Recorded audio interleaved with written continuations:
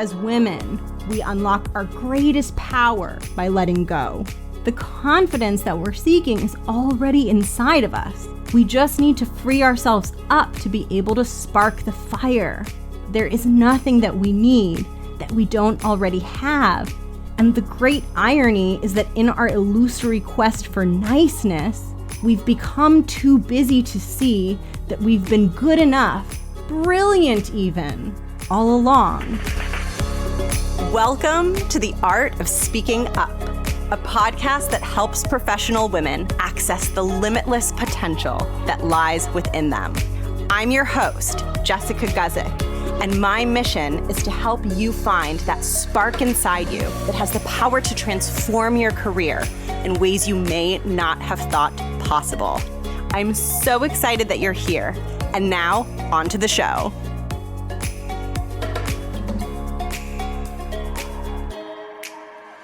Welcome to the show. Thank you for tuning in. I'm Jess. I'm the host of this show. I've been hosting this show for a while now, and this is a show for working women.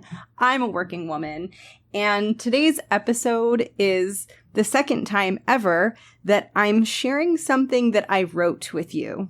The last time I did that was episode 67, where I shared an essay that I wrote about my fear and extreme anxiety. I don't know why I always laugh at my suffering, about my fear and extreme anxiety, no laughter there, about saying my name and introducing myself to large groups of people, to rooms full of people. And today's essay is on a slightly different topic, and it came about in a very, very interesting and unexpected and fascinating way. A couple of months ago, I was working on an ebook. I wanted to write about assertiveness, and I wanted to write about my journey of not just finding my voice and learning to speak up, but finding my assertive, strong voice, because I really struggled with that. And I fell into so many traps that I wanted to help other women not fall into and just help them avoid some of the pain that I experienced as I was trying to strengthen my voice and figure out how I speak up at work in these environments where everyone had like a really loud, bold, sometimes aggressive voice. It was so hard for me to figure out what my voice could sound like in that type of environment. And so I wanted to share what I learned through that experience so that if you are having troubles bringing your voice out, the discomfort that you go through as you're figuring out how you find your voice is shortened or shrunk a little bit, because I can share some of the things that worked for me that might help you. That's what I was writing about when I wrote this ebook. And since the time that I recorded the essay that you're about to hear, I finished that ebook, and that ebook is now out in the world, Time Warp, so you can get this ebook that I'm talking about. It's called The Smart, Ambitious Woman's Guide to Assertiveness in the Workplace, and I'm going to put it in the show notes. But the reason that I'm talking about it in the context of this specific episode is because something really interesting happened while I was writing it. So during the process of writing this ebook, assertiveness was on my mind a lot because I was continually writing the chapters of the ebook and reflecting on my own journey and just thinking a lot about assertiveness and thinking a lot about what it feels like to be really strong in your voice versus what it feels like to be shrinking back and getting really, really small. That was on my mind a ton. And as a result, it became impossible for me to not notice that I still have a ways to go on my own assertiveness journey. So while I've come really far when it comes to speaking up in meetings, leading meetings, pushing back, disagreeing, sharing a weird or unconventional opinion, those are all things that I became comfortable with over time. But what I realized was that I'm still growing into assertiveness, and there are still places where I'm making myself small. And they were so subtle that I didn't notice them and I didn't pick up on them until I started writing this assertiveness ebook and thinking about assertiveness all of the time while I was writing it. And then all of a sudden I began to notice something very interesting, which is that I was a very heavy user of the exclamation point. And I sensed that there was something more to this. I sensed that my use of the exclamation point wasn't just me using the exclamation point. It really felt like there was something behind it. There was something going on.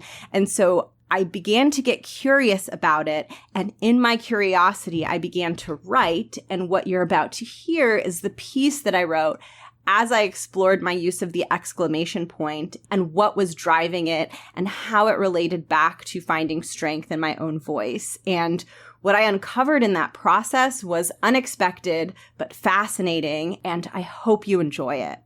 Before I cut into me reading my piece for you, I wanted to make sure that you know that this weekend, on Sunday, August 9th, I am hosting a free virtual get-together/book club via Zoom, and you are invited. As I was saying before, I recently put my ebook out into the world, and to celebrate this new ebook, I'm hosting a virtual book club, and it's happening this Sunday. So if you are listening to this episode the week that it's out, you can still sign up, and I would love to see you there. This is going to be a really fun gathering where we're going to talk a little bit about assertiveness and about the ebook, but don't worry, you don't have to finish the entire ebook if you want to join the book club. It is totally fine to sign up if you're still reading the book, although it's short, so it won't take you very long to get through. But we're going to be talking about assertiveness, and I'm going to be teaching some communication skills and some simple tools that you can use at work to help you find your voice and to help you really explore different ways of using your voice, different ways of speaking up, different ways of being assertive so that you can figure out what feels right and what feels good for you. I would love to see you at this virtual book club. The ebook and the book club, they are both free, and I'm going to link both the ebook and the link to sign up for the book club in the show notes below. And now I'm going to pivot into my essay, which is titled Breaking Up with the Exclamation Point: Reflections on Letting Go of Nice. I hope you enjoy it.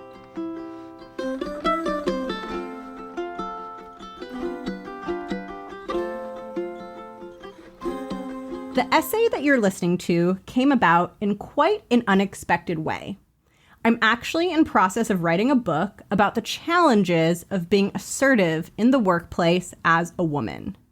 Years ago, I kicked off my career as an ambitious but highly insecure 20-something, and one of the first challenges I ran into was a massive battle against people-pleasing. It took me years, literally years, to build the courage to voice a conflicting opinion in a room, or ask for something I needed, or push back against someone's refusal to cooperate when the thing I was asking them for just needed to get done. I'm proud of how far I've come, but like many mindset challenges that I've faced, getting rid of people-pleasing can feel like a game of whack-a-mole. For me, people-pleasing is a bit like a musty smell in an old house or building. I scrub and I clean, and I might have a few days, weeks, or even months where everything smells sparkling clean. And then out of nowhere, I catch a familiar waft. The process of writing this book about assertiveness made it nearly impossible for me to miss an obvious relic of my old people-pleasing self that was wafting right back into the present moment. And this relic that I speak of is the beloved, but very loaded, exclamation point.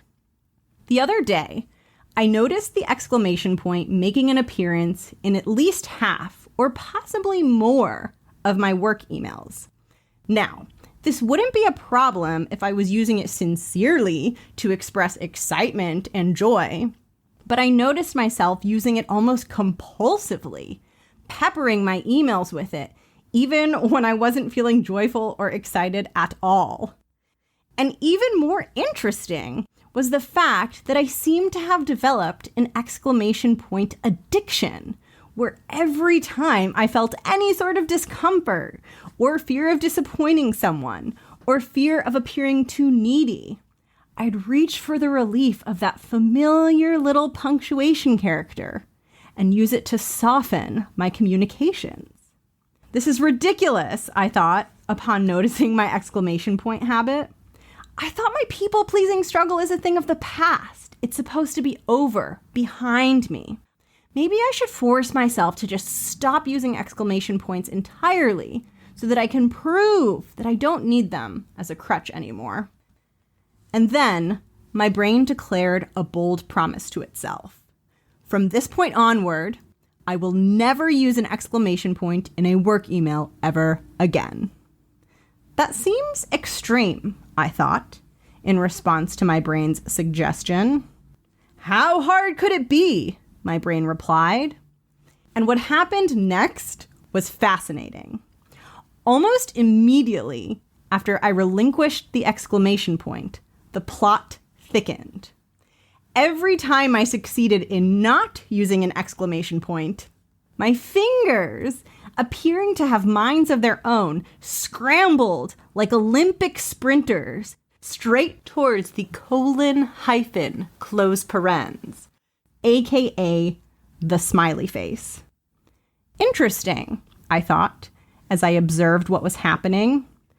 I made a clear promise to myself that I would banish the use of all exclamation points. But nothing was mentioned of the smiley face. What to do? What followed was a hilarious adventure in negotiating with my own mind and my conflicting desire to be both empowered and likable. It literally couldn't have been more obvious that the smiley face was my small self's backup selection when the exclamation point was out of stock. And my original promise to myself at its core had nothing to do with exclamation points and everything to do with building strength and letting go of old, unnecessary, fear-driven, people-pleasing habits.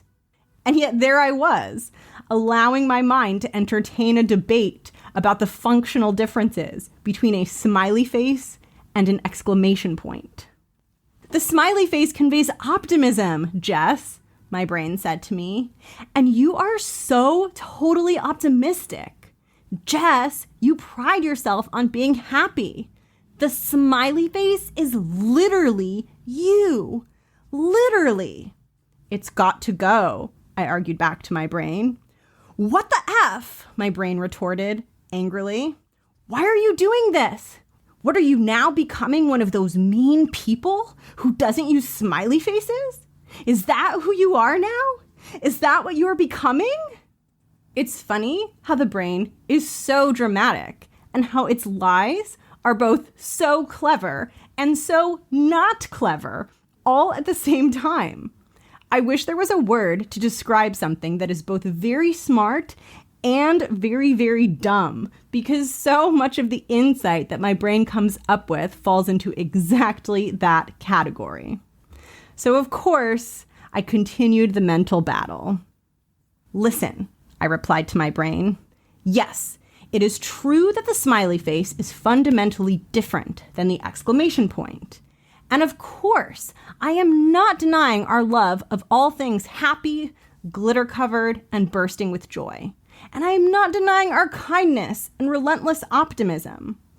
But I kind of feel like we are making excuses right now and using the smiley face as a little bit of a crutch. Amazingly, the better half of me prevailed during that inner battle.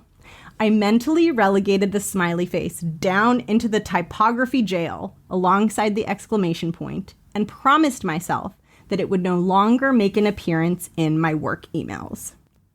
And then my brain, in one last desperate attempt to hang on to the smiley face, shrieked like 1,000 angry crows, yelling loudly as if I had committed murder. But Jessica, how will people know you're nice? I tried my best in that moment to soften into self-compassion.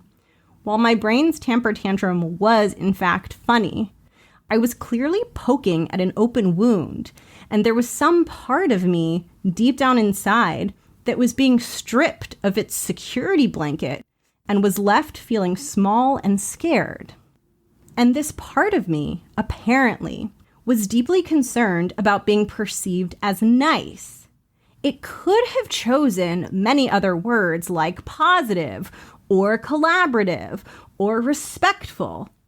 But it didn't. It chose the word nice. It was deeply afraid that people wouldn't think I was nice. Wanting to dig deeper into what was going on, I excavated my relationship with the word nice.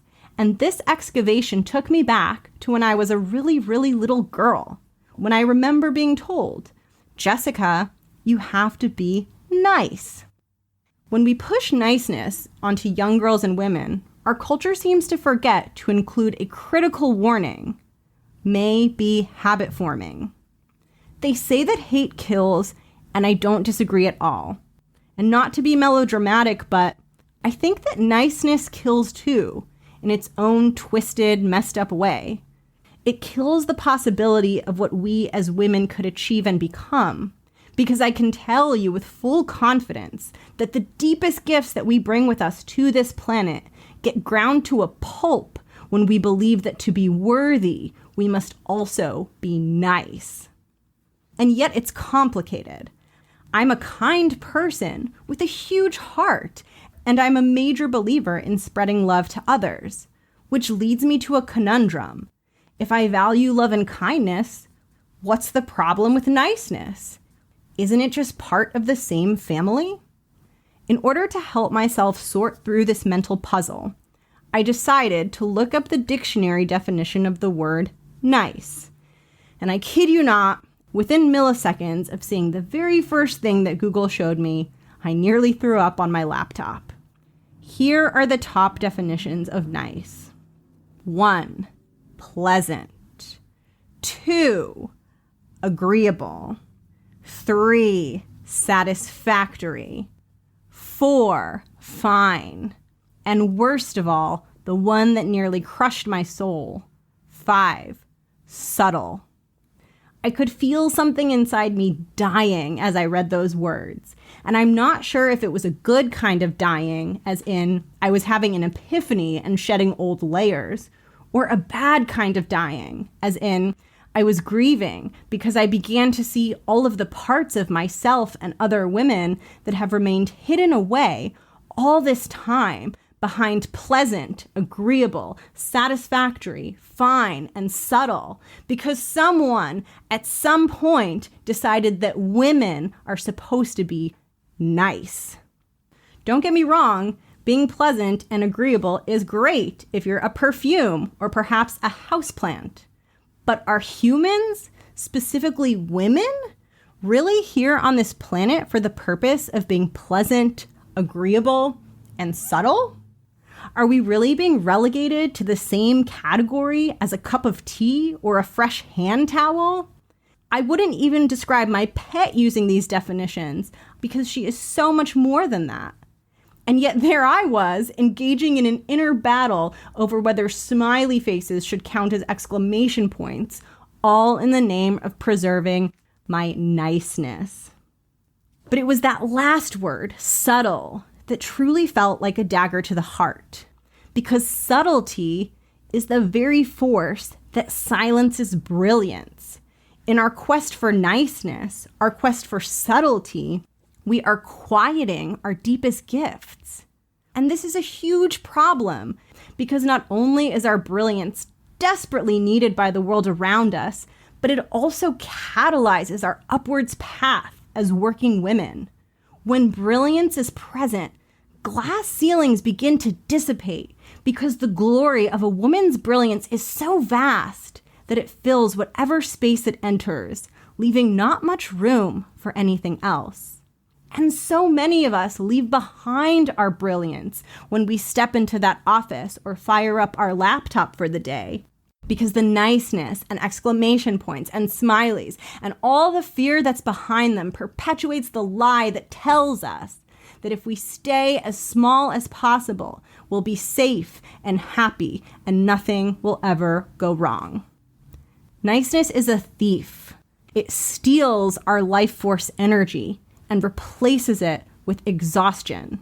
It steals our creativity and replaces it with fear and conformity.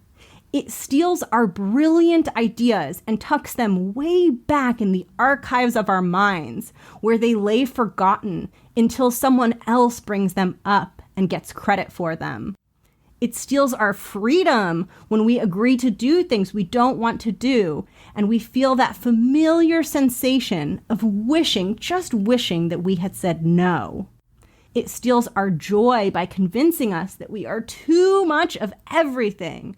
Too loud, too big, too small, too weird, too different, too ugly, and too stupid.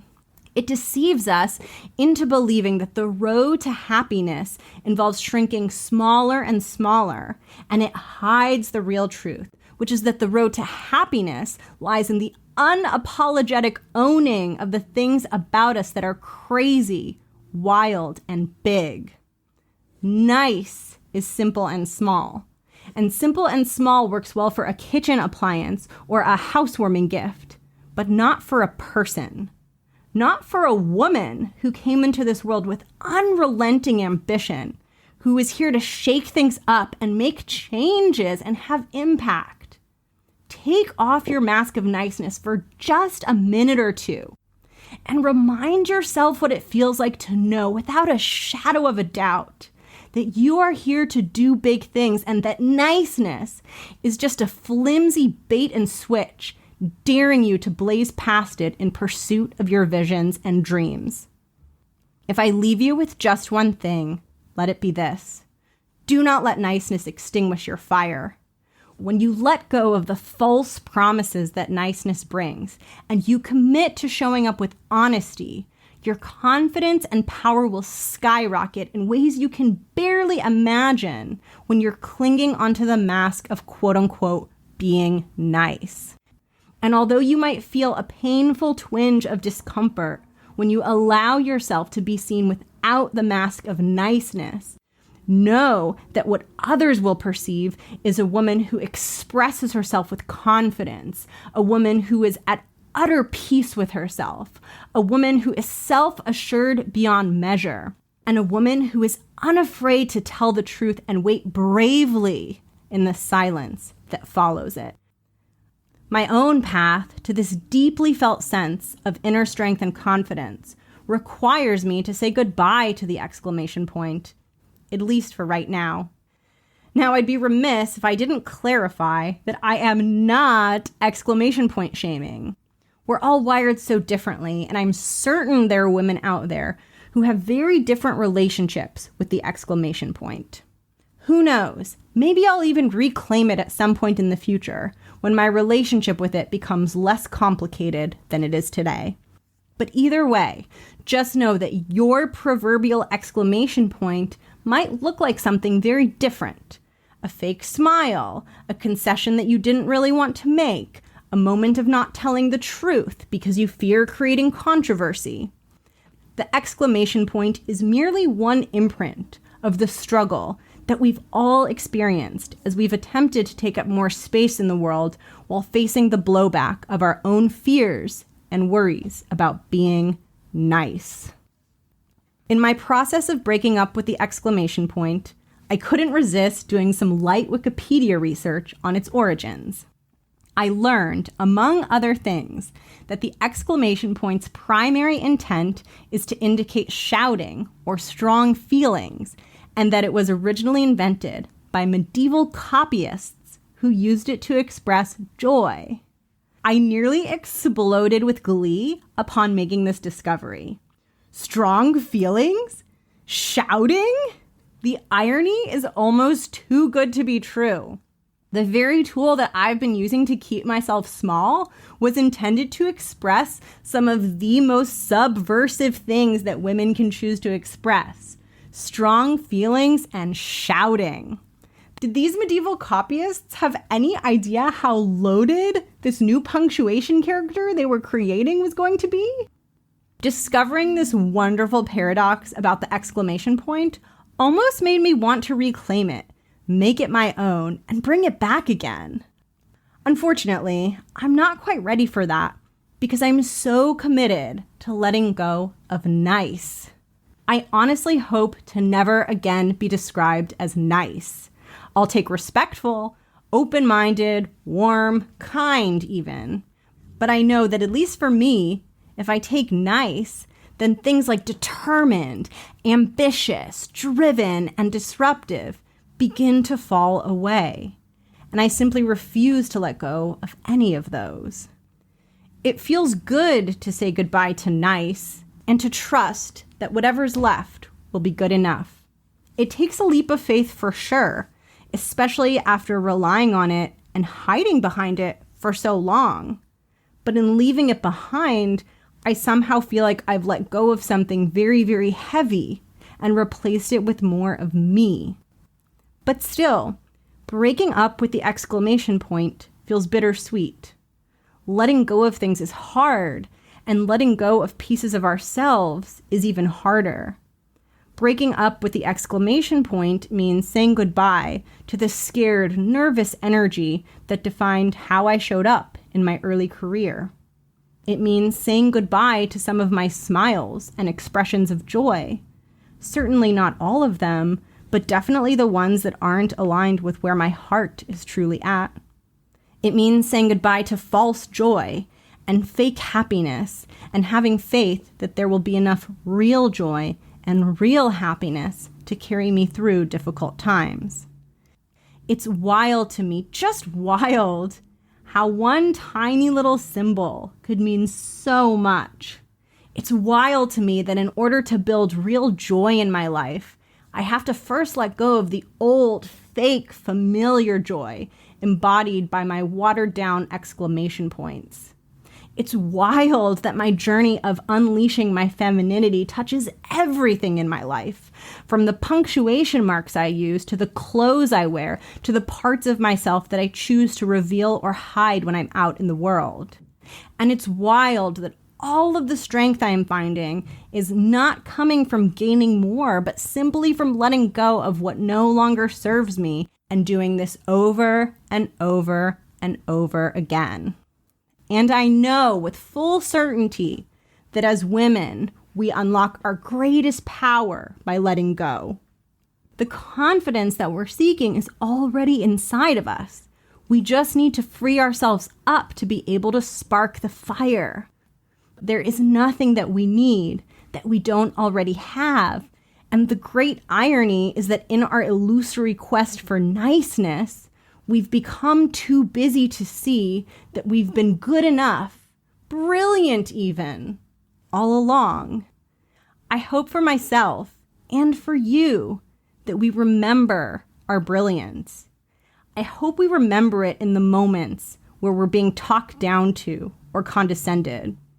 I hope we remember it in the moments where we're on the precipice of speaking up. I hope we remember it in the moments before the handshake, the moments before we enter a room full of people, and the moments before we open our mouth to introduce ourselves to the person across the table. In these moments, I hope we truly see and remember our magnificence and are never again tempted to trade it away for the supposed safety of niceness. And I hope that when the exclamation point emerges through our voices, it's not because we're being pleasant and agreeable and subtle, but because we're showing up big. I hope it's because we're shouting loudly, expressing bold emotion, and embodying massive joy, just as the exclamation point was originally intended to do. That little piece of punctuation is almost explosive. It's got this wild, joyful, untamed quality about it, like a break dancer or a fireworks show or a rainbow piñata raining candy onto the floor. Like all of these things, the exclamation point is special because in its brilliance there is chaos, disorder, messiness even. And it is in this space of untamed, chaotic brilliance that our power lies as women. And I personally am saying goodbye to the exclamation point, just for now, so I can allow my own brilliance to grow up a little bit and become familiar with its own chaos and messiness and all of the things about it that I was advised to hide away by people whose definition of brilliance does not match my own. And when I've let go of those outdated rules and the unnecessary niceness and all of the smallness that I thought I was supposed to embody, I'll bring back the exclamation point in all its glory and use it the way it was intended so that I can give it and myself the respect that we both deserve. Thank you so much for listening today. I hope that you enjoyed this piece that I wrote. I would be so curious if you relate to it or if you've had any of these struggles yourself. I would love to hear from you if there's anything that you want to share. I'll put my contact information in the show notes. And I would love to see you on August 9th for the book club that's in celebration of my ebook, The Smart, Ambitious Woman's Guide to Assertiveness in the Workplace. You can get the ebook via the link in the show notes. You can also just go to assertivenessebook.com, and that's where you can sign up to get the ebook. And if you want to join me on August 9th to be in community with other women who listen to the show and to work on your communication skills and speaking up and assertiveness, I would love to have you join this assertiveness workshop/book club that I am holding on Sunday. I can't wait. I hope you're doing well. I hope that in your journey of finding your voice, you begin to access that power and you begin to feel what it feels like to bring something out that is inherently a part of you, but that has just been dormant for a very long time. That's what I'm trying to do with this show and with all of the things that I create. It's really about the thing that's already in you that just hasn't been nurtured and hasn't felt safe to grow and express itself in the world. And I hope that you're able to find that and connect with that, because when you do, it is so powerful. I would love to help you do that, so please feel free to sign up for my event. Again, I will link it in the show notes below. And I hope you're doing wonderful. I hope you're having an incredible day. I hope that work is going well. And I'll catch you next week for an interview that I have been so excited to share. So I'll catch you then. In the meantime, bye for now.